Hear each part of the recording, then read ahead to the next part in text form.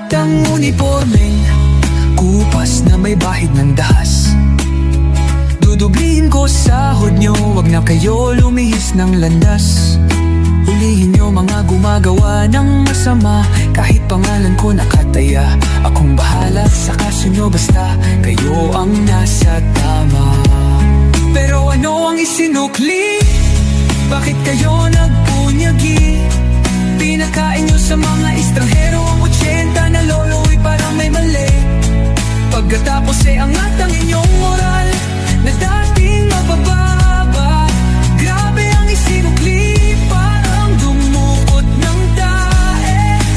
Tapos nilagay sa kamay, sabay sampal sa kanyang mukha.